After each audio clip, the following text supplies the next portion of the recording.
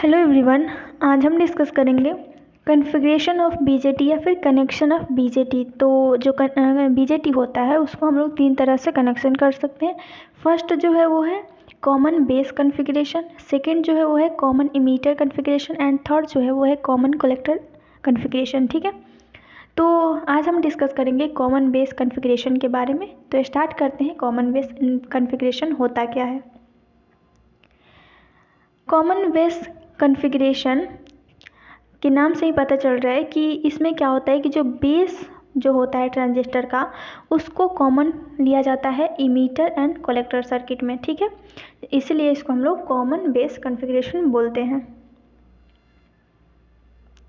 जो common base configuration जो होता है उसमें क्या किया जाता है कि जो इनपुट जो होता है उसको इमीटर एंड बेस में कनेक्ट किया जाता है और वहीं आउटपुट जो होता है उसको कलेक्टर एंड बेस से लिया जाता है। ठीक है, तो ये बेसिकली कॉमन बेस कॉन्फ़िगरेशन होता है। यहाँ पे हम लोग देख सकते हैं इसका सर्किट डायग्राम। जो कॉमन बेस कॉन्फ़िगरेशन होता है उसका सर्किट डायग्राम यहाँ पे हम लोग देख सकते हैं कि यहाँ पे एक NPN या फिर हम लोग PNP ट्रांजिस्टर का भी यूज कर सकते हैं। तो ये बेसिकली PNP ट्रांजिस्टर का यूज हुआ है इसमें। और एक बैटरी कनेक्ट है जो कि इनपुट साइड में बैटरी हम लोग कनेक्ट किए हैं और ये जो बैटरी है उसका वैल्यू जो है वो लो है, मीन्स कि ये स्मॉल बैटरी है।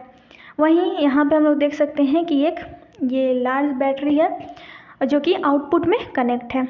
ये जो इनपुट में जो बैटरी कनेक्ट है उसको हम लोग VEB बोलते हैं क्योंकि ये इमीटर एंड बेस में कनेक्ट होता है। ठीक है, वहीं अगर हम लोग बात करें आउटपुट वोल्टेज की तो ये बेसिकली VCB है जो कि कलेक्टर बेस वोल्टेज है। ठीक है, यहाँ पे VEB जो है मीन्स कि ये जो इनपुट साइड का जो वोल्टेज है वो क्यों स्मॉल होता है, क्योंकि ये जो इमीटर बेस जो होता है उसको हम लोग जानते हैं कि वो फॉरवर्ड वाइज में कनेक्ट होता है। ठीक है, ये जो बैटरी है वो फॉरवर्ड वाइज में कनेक्ट है, इसीलिए उसमें क्या होता है कि फॉरवर्ड वाइज में कनेक्ट करते हैं तो हम लोग PN जंक्शन डायोड से जानते हैं कि जब फॉरवर्ड वाइज में कनेक्शन होता है तो उस कंडीशन में क्या होता है कि बहुत ही कम वोल्टेज का रिक्वायरमेंट होता है करंट को फ्लो कराने में, क्योंकि 0.3 वोल्ट जो जर्मेनियम के लिए यूज होता है, 0.5 वोल्ट जो होता है वो सिलिकॉन के लिए होता है।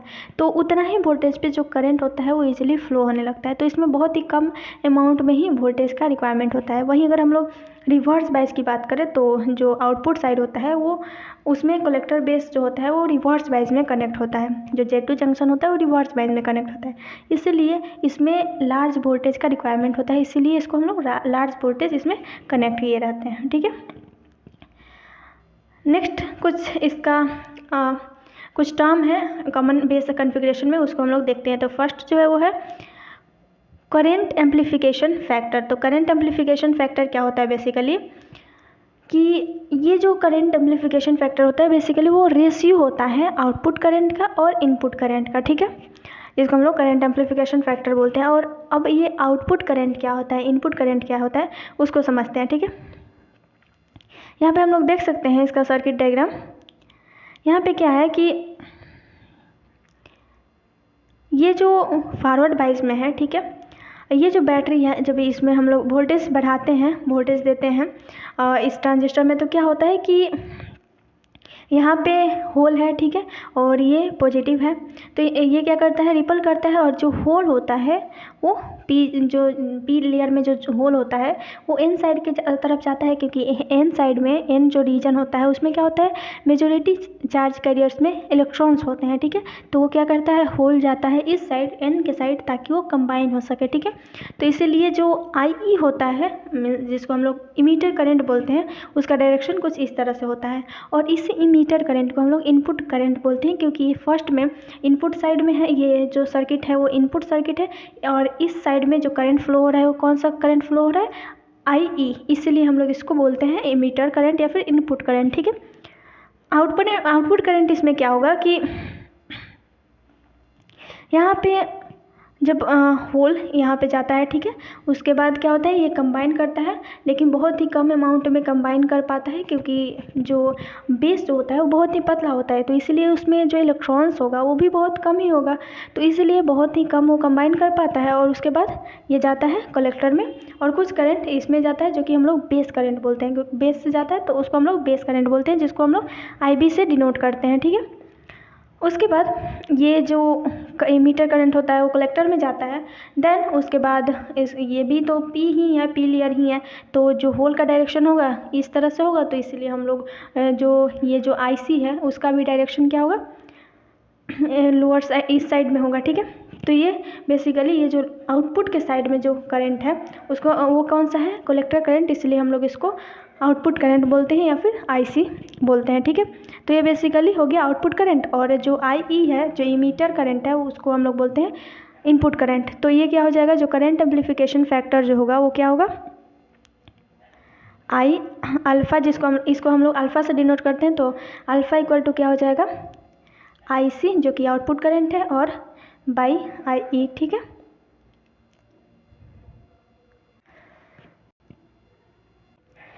इसको हम लोग एक और तरीका से डिफाइन कर सकते हैं कि ये जो करंट एम्प्लीफिकेशन फैक्टर जो होता है ये बेसिकली रेशियो होता है change in output current to change in input current, ठीक है, जिसको हम लोग डेल्टा IC या फिर डेल्टा I से डिनोट करते हैं। तो अल्फ़ा जो हो जाएगा वो क्या हो जाएगा, delta IC by delta IE, ठीक है।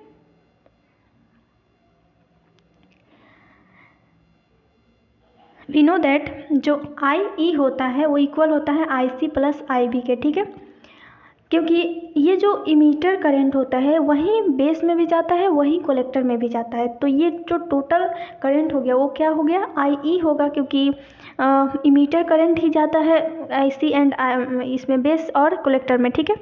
तो यहाँ पे हम लोग लिख सकते हैं delta IE equal to delta IC plus delta IB, ठीक है। जब हम लोग IE को डिवाइड करते हैं बोथ साइड, यहाँ पे भी और इसमें भी, तो क्या होगा, delta IE by delta IE equal to delta IC by delta IE plus delta IB by delta IE, ठीक है। तो यहाँ पे ये जो हो जाएगा 1, और हम लोग जानते हैं कि change in output current by change in input current क्या होता है, इक्वल होता है करंट एम्प्लीफिकेशन फैक्टर का। तो यहाँ पे हो जाएगा alpha plus delta IB by delta IE, ठीक है। तो इसको हम लोग लिख सकते हैं alpha equal to 1 minus delta IB by delta IE, ठीक है। तो ये बेसिकली करंट एम्प्लीफिकेशन फैक्टर का वैल्यू होता है, ठीक है। जो करंट एम्प्लीफिकेशन फैक्टर होता है उसका जो वैल्यू होता है वो लेस दैन यूनिटी होता है, मीन्स कि वो 1 से कम होता है, ठीक है। ये जो करंट एम्प्लीफिकेशन फैक्टर है जो अल्फ़ा है उसका वैल्यू 1 तभी होगा जब जो IB है उसका वैल्यू 0 हो जाए। यहाँ पे हम लोग इक्वेशन से देख भी सकते हैं कि जब IB का वैल्यू जो बेस करंट है उसका वैल्यू 0 हो जाएगा तो ये जो टर्म है वो पूरा 0 हो जाएगा, तो 1 माइनस 0 क्या हो जाएगा, 1। तो इसीलिए ये क्या हो जाएगा, अल्फ़ा का वैल्यू जो होगा वो 1 हो जाएगा तब जब जो बेस करंट है उसका वैल्यू 0 हो जाए, जो कि प्रैक्टिकली पॉसिबल नहीं है। प्रैक्टिकली कभी भी जो IB है उसका वैल्यू 0 नहीं होता है, बहुत ही कम होता है, लेकिन होता है, ऐसा नहीं है कि वो 0 हो जाए, ठीक है। इसलिए जो प्रैक्टिकली जो अल्फ़ा का वैल्यू होता है वो वैरी करता है 0.95 टू 0.99 में, ठीक है। नेक्स्ट जो है वो है कलेक्टर करंट, आउटपुट करंट, ठीक है। जो टोटल आउटपुट करंट होता है उसमें 2 करंट होता है। फर्स्ट जो होता है वो होता है large percentage of emitter current that reaches the collector terminal, ठीक है। फर्स्ट जो होता है वो होता है large percentage of emitter current, means कि जो इमीटर करंट होता है वो कहाँ जाता है, बेस में और इमीटर कलेक्टर में, ठीक है। तो लार्ज अमाउंट में जो इमीटर करंट होता है वो कलेक्टर में जाता है, कुछ जो करंट होता है वो बेस में जाता है जिसको हम लोग बेस करंट बोलते हैं, ठीक है। तो ये एक करंट हो गया जिसको हम लोग अल्फ़ा IE से डिनोट करते हैं, ठीक है। नेक्स्ट जो होता है वो होता है लीकेज करंट, ठीक है, which is generated by minority current carriers that are very small as compare to alpha IE। Second जो होता है वो लीकेज करंट होता है, क्योंकि हम लोग जानते हैं कि जो रिवर्स बायस जो कलेक्टर है, जो कलेक्टर करंट है, वो तो आउटपुट के साइड में है और आउटपुट जो है वो रिवर्स बायस में कनेक्ट होता है। जिससे क्या होता है कि उसमें कुछ लीकेज करंट फ्लो होता है, ठीक है, क्योंकि फॉरवर्ड बायस में तो करंट फ्लो होता है, हम लोग जानते हैं। रिवर्स बायस में क्या होता है कि माइनॉरिटी करंट कैरियर की वजह से उसमें कुछ करंट फ्लो होता है, ठीक है। उसके वजह से उसमें क्या होता है, कुछ करंट फ्लो होता है जिसको हम लोग लीकेज करंट बोलते हैं। और अगर हम लोग टोटल कलेक्टर करंट या फिर टोटल आउटपुट करंट की बात कर रहे हैं तो उसको हम लोग कंसीडर करेंगे, जो लीकेज करंट होगा उसको हम लोग कंसीडर करेंगे। तो यहाँ पे हम लोग लिख सकते हैं कि जो आईसी होता है, जिसको हम लोग कलेक्टर करंट या फिर आउटपुट करंट बोलते हैं, टोटल आउटपुट करंट क्या हो जाएगा, इक्वल टू अल्फा आई ई, जो कि large percentage of emitter current है, प्लस आई लीकेज, जो कि माइनॉरिटी करंट कैरियर की वजह से फ्लो होता है, ठीक है। इसमें अगर मान लेते हैं कि हम लोग आई ई को 0 कर देते हैं तो इसका वैल्यू जो होगा वो 0 हो जाएगा। तो भी जो कलेक्टर करंट है, जो कि आउटपुट करंट है, वो 0 नहीं होगा, क्योंकि लीकेज जो करंट होता है वो उसमें होता ही है। वो टेम्परेचर पे डिपेंड करता है, वो आई ई पे, इमीटर करंट पे डिपेंड नहीं करता है। इसीलिए मान लेते हैं कि हम लोग जो आई ई है उसको अगर हम लोग 0 कर देते हैं, मीन्स कि इनपुट साइड को हम लोग ओपन कर देते हैं, उसमें हम लोग करंट कुछ फ्लो नहीं हो रहा है, तो उस कंडीशन में क्या होगा, जो आई सी होगा उसमें लीकेज करंट फ्लो होगा, ठीक है। तो लीकेज करंट की वजह से उसमें जो आई सी होगा, जो आउटपुट होगा, उसमें कुछ करंट होगा। ये जो लीकेज करंट होता है उसको हम लोग डिनोट करते हैं आई सी बी नॉट से। तो यहाँ पे हो जाएगा I C equal to alpha I E plus alpha I C B O, ठीक है। तो ये हो गया हमारा कलेक्टर करंट। नेक्स्ट जो है वो है characteristics of common base configuration, ठीक है। तो 2 कैरेक्टरिस्टिक्स होता है कॉमन बेस कॉन्फ़िगरेशन में। एक तो होता है इनपुट कैरेक्टरिस्टिक्स, सेकंड जो होता है वो होता है आउटपुट कैरेक्टरिस्टिक्स। इनपुट कैरेक्टरिस्टिक्स में क्या होता है कि हम लोग इनपुट का जो टर्म होता है, जो पैरामीटर्स होता है, उसमें हम लोग कैरेक्टरिस्टिक्स को देखते हैं, उसके कर्व को देखते हैं कि कैसे उसमें वर्क करता है, कैसे उसका कर्व ड्रॉ होता है, ठीक है।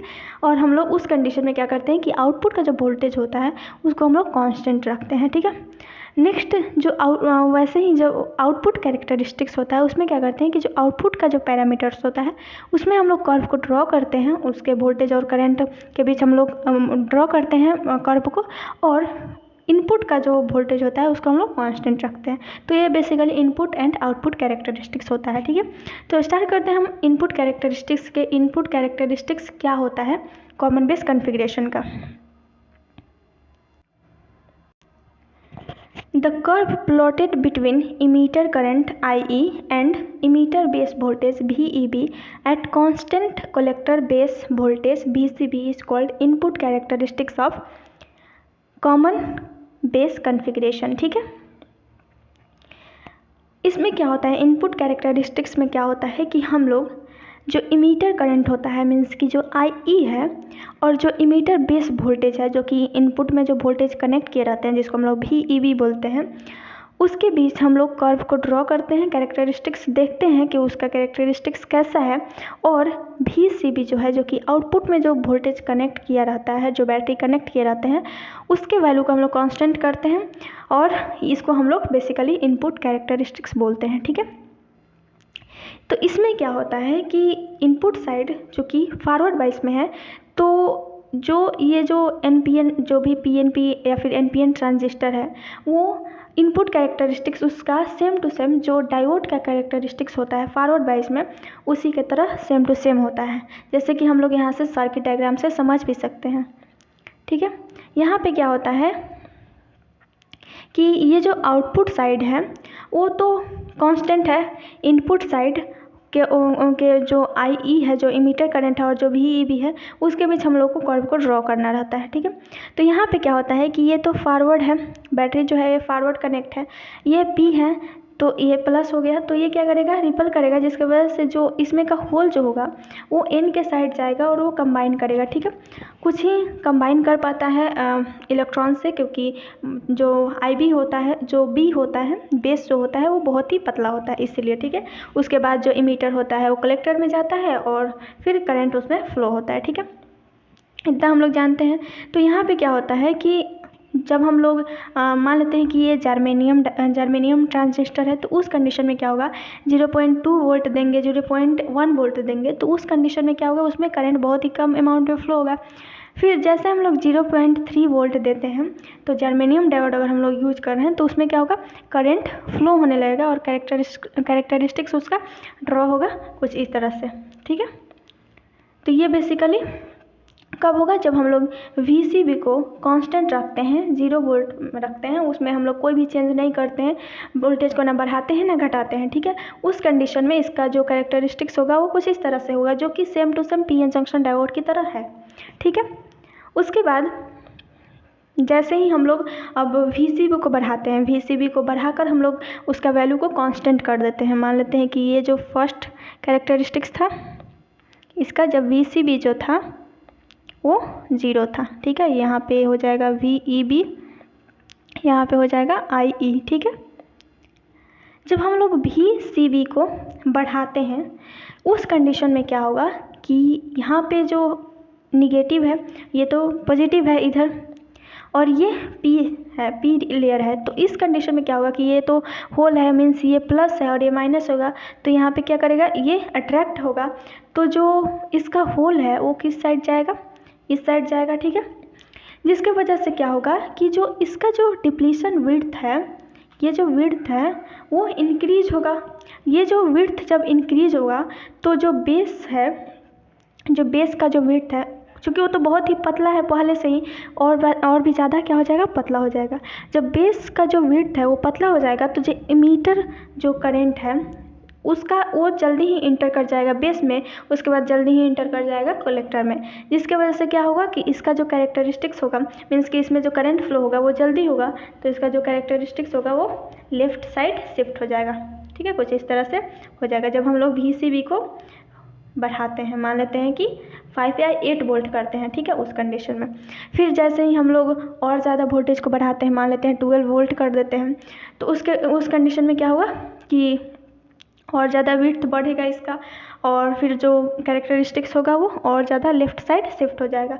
तो ये कुछ इस तरह से इसका कैरेक्टरिस्टिक्स है, इनपुट कैरेक्टरिस्टिक्स है। ठीक है, और ये जो विड्थ जो बढ़ता है, इस प्रोसेस को, इस फिनोमेना को, इस इफेक्ट को हम लोग अर्ली इफेक्ट कहते हैं। ठीक है, जिसको हम लोग बाद में डिस्कस करेंगे। ठीक है, तो ये बेसिकली इनपुट कैरेक्टरिस्टिक्स है, हम लोग यहाँ पे देख सकते हैं।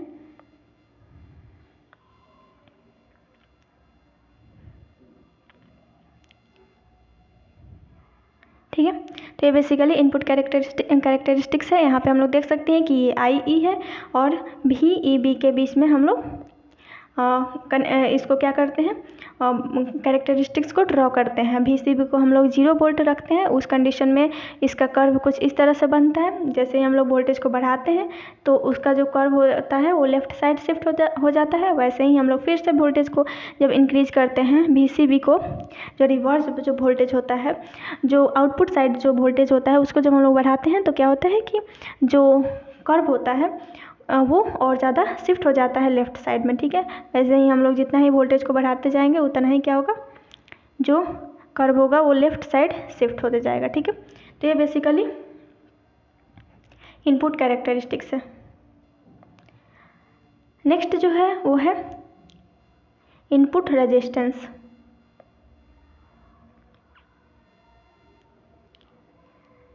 इनपुट रेजिस्टेंस जो होता है वो बेसिकली रेशियो होता है change in emitter base voltage to the change in emitter current. ठीक है, इमीटर करंट और इमीटर बेस वोल्टेज का ये रेशियो होता है। ठीक है, जब VCB कांस्टेंट हो। ठीक है, तो यहाँ पे हम लोग लिख सकते हैं, इसको डिनोट करते हैं RI से, तो यहाँ पे हो जाएगा delta VEB means change in VEB emitter base voltage by change in emitter current, जब वोल्टेज जो आउटपुट जो वोल्टेज है VCB जो है वो बेसिकली कांस्टेंट है, जो आउटपुट साइड में हम लोग वोल्टेज को कनेक्ट करते हैं वो कांस्टेंट है। ठीक है, जो रेजिस्टेंस जो होता है, इनपुट जो रेजिस्टेंस होता है वो बहुत ही कम होता है इनपुट कैरेक्टरिस्टिक्स में, क्योंकि इनपुट कैरेक्टरिस्टिक्स में क्या होता है कि जो इनपुट में हम लोग जो बैटरी कनेक्ट किए रहते हैं वो तो फॉरवर्ड में होता है। फॉरवर्ड में होने के कारण उस बहुत ही कम अमाउंट में जब हम लोग वोल्टेज को इंक्रीज़ करते हैं 0.3 वोल्ट या फिर 0.7 वोल्ट, अगर हम लोग सिलिकॉन ट्रांजिस्टर का यूज़ कर रहे हैं, अगर हम लोग जर्मेनियम ट्रांजिस्टर का यूज़ कर रहे हैं तो 0.3 वोल्ट, उसी कंडीशन में क्या होता है कि करंट उसमें फ्लो होने लगता है। इसीलिए हम लोग यहाँ पे देख सकते हैं जब करंट इंक्रीज हो रहा है, करंट ज़्यादा फ्लो हो रहा है तो क्या होगा, वहाँ पे रेजिस्टेंस तो ऑटोमेटिक कम हो जाएगा, तो जो इनपुट रेजिस्टेंस होता है वो ऑटोमेटिक उसमें बहुत ही कम होता है। ठीक है, इसका वैल्यू बेसिकली वैरी करता है 1 ohms टू 100 ohms के बीच में। ठीक है, तो इसका इतना ही वैल्यू होता है, मीन्स बहुत ही कम होता है इसका वैल्यू। नेक्स्ट जो है वो है output characteristics curve of common base configuration. इसमें क्या होता है कि इनपुट में तो इनपुट के जो पैरामीटर्स है उसमें हम लोग कर्व को ड्रॉ करते हैं। इसमें क्या होता है कि इसका जो वोल्टेज होता है, जो आउटपुट वोल्टेज होता है, जो आउटपुट करंट होता है, आउटपुट वोल्टेज कहने का मतलब कि जो आउटपुट में जो बैटरी हम लोग कनेक्ट करते हैं उसका वोल्टेज जो होता है, मीन्स कलेक्टर बेस वोल्टेज जो होता है और कलेक्टर करंट जो होता है, उसके बीच हम लोग कर्व को ड्रॉ करते हैं और आई को हम लोग कांस्टेंट रखते हैं। ठीक है, इस कंडीशन में क्या होता है कि हम लोग आई को तो कांस्टेंट रखते हैं। ठीक है, आई जो है उसके वैल्यू को हम लोग कांस्टेंट रखते हैं। ठीक है, तो यहाँ पे जब हम लोग वी को बढ़ाते हैं, वी बढ़ाने का मतलब कि जब हम लोग रिवर्स वोल्टेज को बढ़ाते हैं, ठीक है, उस कंडीशन में क्या होता है कि ये तो पी है और ये है निगेटिव है। ठीक है, तो इस कंडीशन में क्या होगा कि ये इसका जो डिप्लीशन विड्थ होगा वो इंक्रीज करेगा। लेकिन स्टार्टिंग कंडीशन में क्या होता है कि इसमें मेजॉरिटी करंट कैरियर्स तो होल्स है, लेकिन माइनॉरिटी करंट कैरियर्स इलेक्ट्रॉन्स है, और माइनॉरिटी करंट कैरियर की वजह से इसमें कुछ अमाउंट में करंट फ्लो होता है, उसके बाद उसमें करंट फ्लो नहीं होता है, और अगर हम लोग वोल्टेज को बहुत ज़्यादा इंक्रीज करते हैं तो कुछ टाइम बाद वो क्या होता है, ब्रेक डाउन हो जाता है, जो डायोड होता है ब्रेक डाउन हो जाता है, करंट जो होता है उसमें अब्रप्टली फ्लो होने लगता है। मीन्स कि अगर हम लोग बहुत ज़्यादा वोल्टेज बढ़ा दिए तो डायोड जो है, और ये जो पीएन जो डायोड है वो क्या होगा कि ब्रेक डाउन हो जाएगा। ठीक है, तो यहाँ पे हम लोग देख सकते हैं कि इसका जो कर्व हो जाएगा बेसिकली यहाँ पे वी होगा, ये जो हो जाएगा वो हो जाएगा आई, और हम लोग वोल्टेज को जो इमीटर करंट जो है उसके वैल्यू को कांस्टेंट रखते हैं, मीन्स के 0 वोल्ट रखते हैं, 0 एम्पियर रखते हैं। ठीक है, तो उस कंडीशन में क्या होगा, इस कंडीशन में क्या होता है कि बहुत ही कम अमाउंट में करंट फ्लो होता है, पहले माइनॉरिटी करंट कैरियर की वजह से। ठीक है, फिर उसके बाद जो डायोड होता है ब्रेक डाउन कर जाता है, उसका कर्व कुछ इस तरह से होता है। ठीक है, जब आई 0 हो। ठीक है, जब हम लोग आई को मीटर करंट को बढ़ाते हैं तो उसके बाद कुछ इस तरह से उसका होता है, और कर्व कुछ इस तरह से ड्रॉ होता है। ठीक है, आउटपुट जो कैरेक्टरिस्टिक्स होता है कुछ इस तरह से इसका ड्रॉ होता है। उसके बाद ये तो हो गया बेसिकली, इसको हम लोग एक्टिव रीजन बोलते हैं, और एक्टिव रीजन इसलिए बोलते हैं क्योंकि ये जो ट्रांजिस्टर है इसमें क्या है कि इनपुट साइड में हम लोग फॉरवर्ड वोल्टेज को कनेक्ट किए हैं, और आउटपुट साइड में हम लोग आउटपुट साइड जो कनेक्शन किए हैं वो रिवर्स बाइजिंग में है, इसीलिए हम लोग इसको एक्टिव रीजन बोलते हैं। ये तो हो गया कट ऑफ रीजन। ठीक है, इसको हम लोग कट ऑफ रीजन बोलते हैं। ठीक है, क्योंकि इस कंडीशन में जो आई है वो बेसिकली 0 है। ठीक है, तो इसमें कोई भी करंट फ्लो नहीं होगा, बहुत ही कम अमाउंट में ये क्या होगा, बहुत ही कम अमाउंट में वी को इंक्रीज किए रहते हैं, और आई बेसिकली 0 होता है, इसलिए हम लोग इसको कट ऑफ वोल्टेज बोलते हैं। उसके बाद जब हम लोग सेचुरेशन रीजन में लाते हैं तो उस कंडीशन में मान लेते हैं कि जब हम लोग वी को पॉजिटिव करते हैं तो उस कंडीशन में क्या होता है कि ये सेचुरेशन रीजन में चला जाता है या फॉरवर्ड बाइज में चला जाता है। उस कंडीशन में क्या होगा कि इसमें करंट फ्लो होगा, और करंट फ्लो होने की वजह से क्या होगा कि ये अपोजिट साइड में इसका कैरेक्टरिस्टिक्स ड्रॉ होगा। ठीक है, तो इसीलिए हम लोग इसको सेचुरेशन रीजन बोलते हैं। ठीक है, यहाँ पे हम लोग देख सकते हैं कि ये कुछ इस तरह से इसका जो आउटपुट कैरेक्टरिस्टिक्स होता है कुछ इस तरह से ड्रॉ होता है।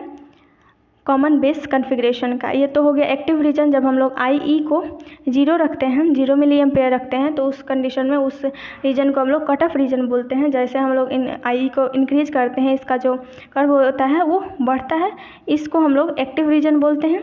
उसके बाद जब VCB को हम लोग इसको क्या करते हैं, पॉजिटिव करते हैं, मतलब कि सेचुरेशन रीजन में लाते हैं, फॉरवर्ड बाइज करते हैं, उस कंडीशन में क्या होता है कि वो नॉर्मल डायोड की तरह एक्ट करने लगता है और करंट उसमें क्या होता है, अपोजिट साइड में फ्लो होने लगता है। ठीक है, तो इसको हम लोग बेसिकली सेचुरेशन रीजन बोलते हैं। सेचुरेशन रीजन इसलिए क्योंकि इस रीजन में क्या होता है कि दोनों ये जो डायोड होता है, ये जो ट्रांजिस्टर होता है, ट्रांजिस्टर का जो आउटपुट साइड होता है, उसमें हम लोग क्या करते हैं, पॉजिटिव सप्लाई देते हैं, मीन्स कि फॉरवर्ड बाइस में कनेक्ट करते हैं कलेक्टर बेस जंक्शन को। ठीक है,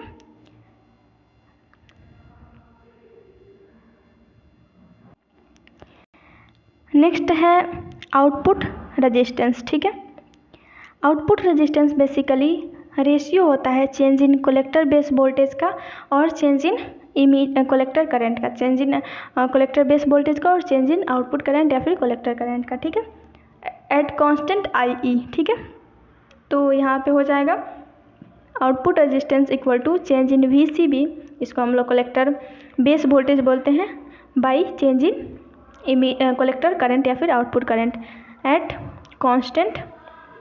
कांस्टेंट यहाँ पे क्या करते हैं, जो IE है उसको हम लोग क्या करते हैं, कांस्टेंट कर देते हैं। ठीक है, तो ये बेसिकली ये आउटपुट एंड इनपुट कैरेक्टरिस्टिक्स हो गया। आज के लिए बस इतना ही। Thank you.